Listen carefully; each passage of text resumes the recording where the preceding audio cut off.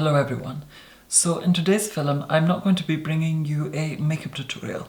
Today I actually want to talk about something completely different to makeup, but it is still something that requires a great amount of process. And in today's film, I actually want to talk to you about furniture restoration. Now, this isn't something that I do professionally, it's more something that I do for fun in my spare time. Certainly when it comes to spare time or when I'm not working, I like to be productive. I can't really say that I'm one to sit around and relax. That's not really what I enjoy. Being productive and on my feet and getting things done, I find very worthwhile and makes me feel purposeful. So in today's film, I'm actually going to be lacquering a piece of furniture. In case any of you are unsure what lacquering is, lacquer is a form of varnish. Before I continue and begin, my masterclass and meet and greet will be going ahead on the 31st of March, so very soon, 2 weeks from now. I'm very excited. For tickets, more information, location, etc., the applicable link for all of that shall be in the description of this film. It shall be the first thing you see within the description and the first link. So this shall be the piece for which that I'm going to be lacquering today.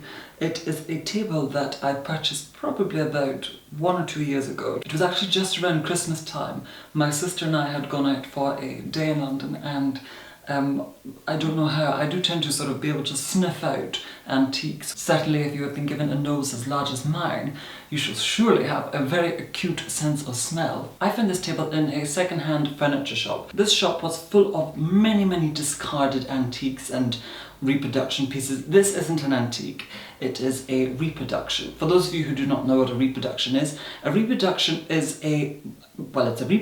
a reproduction of a traditional style, typically a classic style. So it's not an antique, it's not over 100 years old. It was produced in the 20th century. And I would say there is a visible difference between something that is an antique and a reproduction. Reproductions tend to look more shinier and newer, even if they have been aged, whereas antiques tend to be slightly finer and slightly more aged. They look a little bit weathered, antiques, regardless if it's something that is gilt and gold with marble or whatever the context. They do tend to look a slightly more delicate and weathered, whereas reproductions, of course, they're a lot newer, and I think that a lot of the craftsmanship is done mechanically as opposed to by hand, for which antiques, of course, were made by hand all those years ago before they had electricity or any sort of mechanisms. Now, I tend to find these second-hand furniture shops incredibly wounding because there's so many beautiful pieces of furniture there that have been just discarded and are being sold for tuppence worth, for absolutely nothing.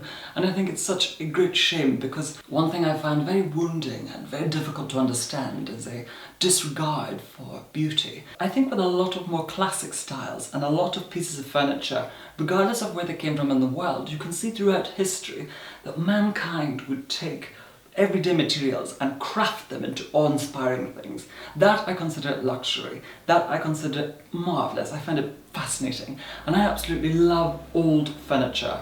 Not just for the principle alone that it is old, but because more design has been put into it. I find with a lot of the more modern styles, they do tend to look slightly flatter and a little drab, overly simplified, so they don't appeal to me in the same respect as something that is more classic. Now, I don't know how I found this table, I just spotted it immediately. I never really know if it's my nose or if it's my eye, but I think it was my eye that sourced this. Now, the reason I fell in love with it is because if I show you the design on the front of it, I'm going to have to tilt it slightly backward because if I tilt it right forward, my lamps will reflect on it.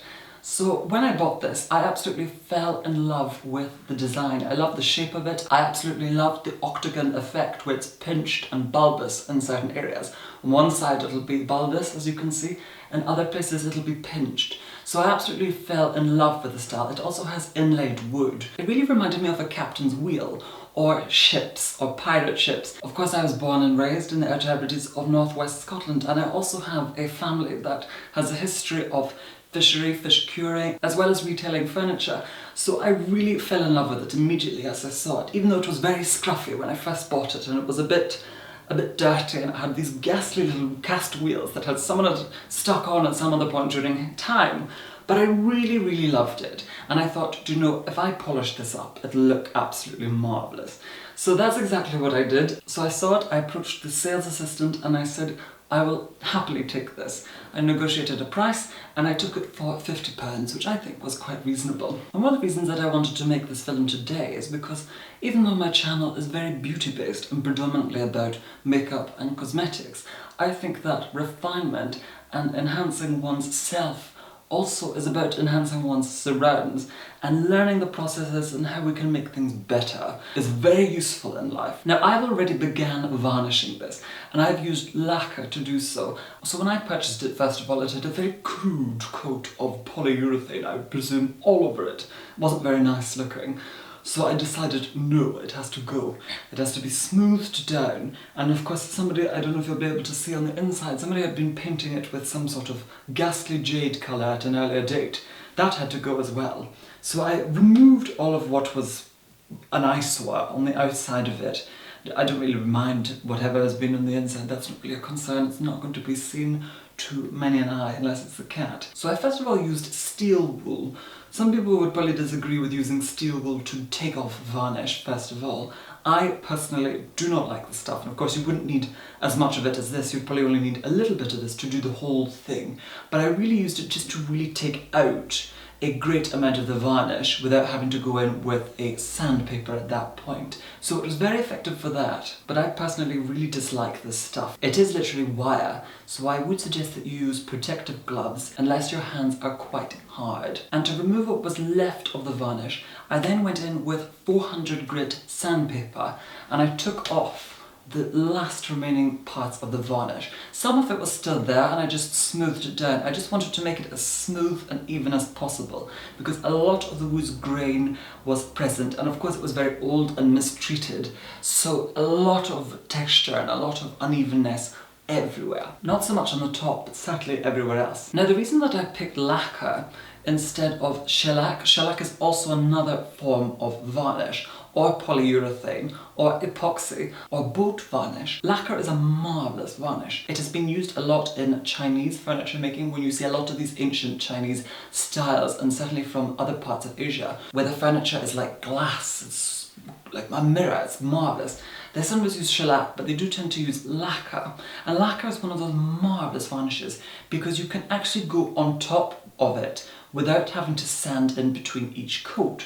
Because with most paints, certainly most varnishes that are perhaps oil-based, you do have to go in and create a little bit of abrasion with either a soft sandpaper or wire wool, just to roughen the edge of it slightly so that the next coat that you apply will adhere to it. The thing about lacquer is that you don't actually have to do that. It chemically bonds itself to itself or to the surface for which that you apply it to. Certainly with wood, I don't know if it does the same thing with cement or glass, but certainly with wood I have found that to be so. Now, as you can see, this piece is quite shiny. I'm not going to be doing the top, I'm not going to be doing the top surface today. I have lacquered this and sanded it and lacquered it, but I'm actually going to be epoxying this at a later date. That is a whole other journey and a whole other film for which that I shall have to dedicate to epoxying, because it requires a blowtorch and a very, very expedient process. So it's definitely something that I shall capture at a later date. Now, I actually lacquered everything aside from the top. I've only lacquered that probably around 4 times, but everything else I've lacquered 8 times. I mistakenly went in with 400 grit sandpaper rather than 800 grit, and I used it dry rather than wet. It's very important that when buffing down and smoothing out lacquer, after you've applied many coats of it, to go in with a finer, softer grade sandpaper. So I had gone in with the 400 grit sandpaper thinking that it wouldn't take out that much because the 400 grit isn't that abrasive, seemingly so. I went in and I took out quite a lot. So I'd applied 8 coats and I reduced the presence of the lacquer on the piece, where it actually went all the way back down to the wood. So I am rebuilding those coats up. What I'm actually going to do is apply 4 coats this time, then buff it down slightly, and then spray lacquer onto it. Shellac is different and polyurethane is different, but certainly with lacquer and to a degree epoxy immediately gives you a glass-like finish. But when you build up with lacquer, either by painting it, buffing it in between each coat, or painting it, then buffing it, and then doing an acid finish which requires you to buff it down to the point where it is totally smooth, and then you go in with an orbital sander or a cloth and you buff it until it's super shiny with an automotive polish, the sorts of things that they use on cars. When you apply lacquer in many coats or build up layers, you do tend to get a glass-like finish.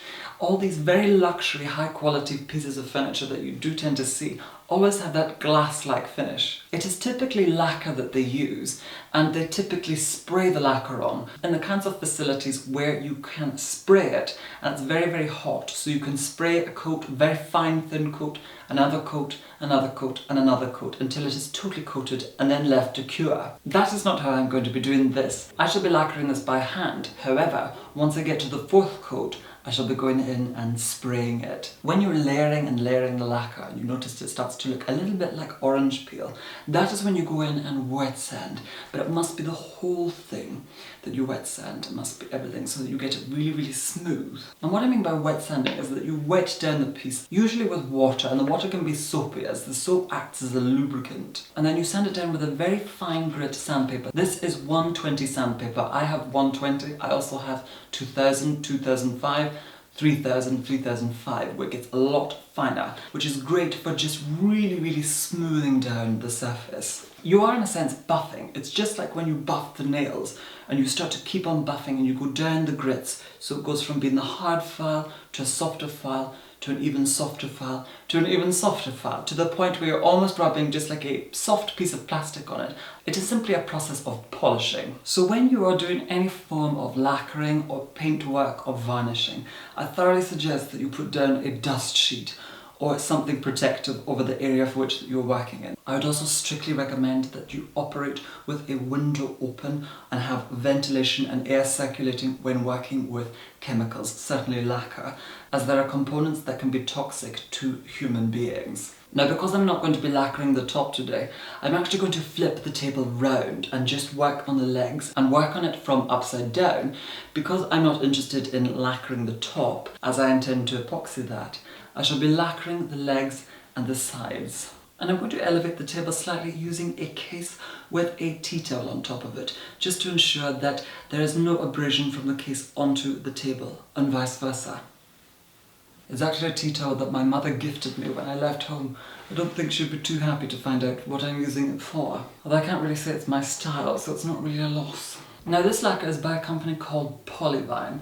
They have been around for a very long time, I shall presume, but it is only recently that I was able to source this kind of lacquer. Now, when you apply it, first of all, you need to be very, very careful. Now, I'm going to be using the Polyvine Crystal Clear Wood Lacquer, and it has a gloss finish. Lacquer has quite a distinctive scent, and I just pour some of that into a little bowl. Not too much, as I can always go back and add more at a later point. It's just like applying a foundation. And then I take a synthetic brush, and I'm specifically using a synthetic brush to do this, because the lacquer that I'm using is an acrylic lacquer. There are, of course, different types of lacquers that will provide you with different types of finishes. Lacquer is also typically used on guitars, so when guitars look super glossy and you can see your reflection in a guitar, it is usually lacquer that has been used. So I've put a little bit of it in my small bowl, and I just take a very small amount of it and I just start to apply that. And I always keep the brush strokes going in one direction, one steady direction, and I try to do as few strokes and goes as possible. So I actually apply it quite thick to begin with and then just bring it over and just pull it over, thoroughly coating everything. And just go over the edges. You can always go back in and apply a little bit more, but I shall make the recommendation that you do try to keep all of your brush strokes going in one seamless direction. And I actually find it to be quite therapeutic, because it is slightly monotonous, but you have to be very careful, so it requires a sense of ease. So I find this actually very relaxing. It makes me slightly sleepy, but I'm just building up the lacquer. In the areas that are more intricate, you just apply it all with the brush first of all, and then you just go over it, pulling off any excess footage that you might have applied. And you can always distribute the excess to another area, as I'm doing so now. It can look a little bit white when you first start applying it, but it certainly dries clear. And of course, when you are doing a square leg edge, when you are applying product to one side, you will get slight droplets on the other side. Always remember to go back in and brush them out. So taking the brush diagonally against the corner and just pull all of those droplets along, because you really want to create seamlessness with your finish. Otherwise it may look a little bit cheap, which shall defeat all your efforts. Always remember to do the inside as well. And also, lacquer is actually incredibly strong.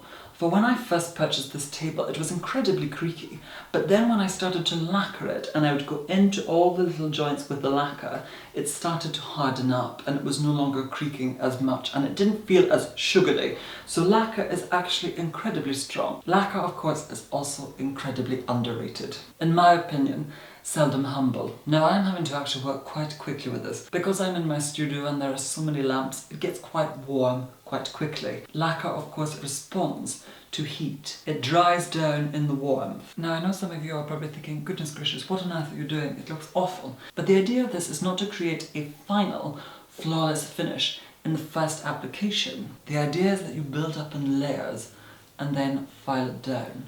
Almost like a carving. Now if you notice any bubbles or sort of spots, you can always go back in and just brush over them, removing them, which will hopefully ensure seamlessness. If not, you can always sand them down once everything has dried. So the way I apply it is just to slap it on and hope for the best.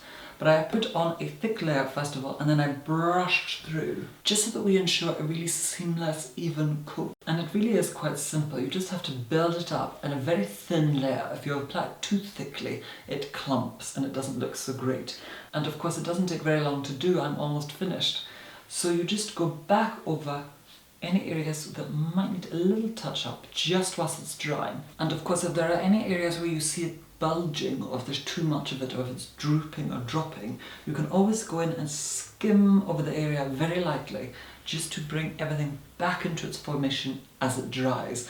Now this should be touch dry within half an hour, but I like to leave it at least an hour to 2 hours to dry properly, so that I can transport it easily without marking it or leaving an indent into the lacquer for which that we have applied. And when it's drying, you kind of have to just leave it to dry, because as you can see, I've just gone back in and you can see it starts to curdle slightly. So when it starts to dry, you kind of just have to leave it to dry, and then amending it at a later point. Once it's all dried and cured, you can go back in and sand out any mistakes. So I'm going to leave this to dry now. I shall probably do one more coat with this lacquer and the brush, then go in and buff it down just ever so slightly, and then spray it with lacquer so that we create a really flawless finish. But I definitely think that shall have to come in a part 2. Lacquer is undoubtedly an incredible material. It can transform an already beautiful piece of wood to an incredibly beautiful piece of wood. Not only does it make wood look incredible, adds a mirror-like finish, it also protects and preserves wood.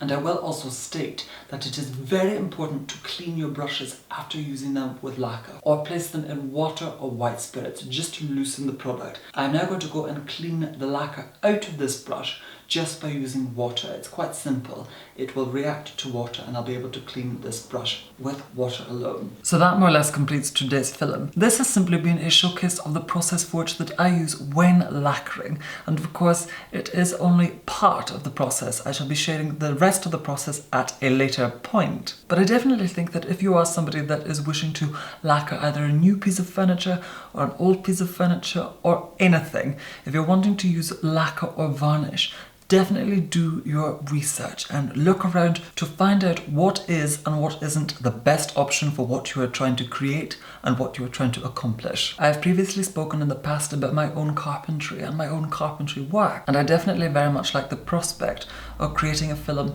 showcasing my carpentry and perhaps showcasing the creation and construction process within one of my films to share with you all. And to those of you who have purchased a ticket to my masterclass and meet and greet, I look forward to seeing and sharing and meeting many of you. But I have had a lot of fun creating this film for you here today, and I hope that you have found today's film to be either interesting, useful, helpful or beneficial. Once again, thank you so much for watching, and of course, take care. Bye!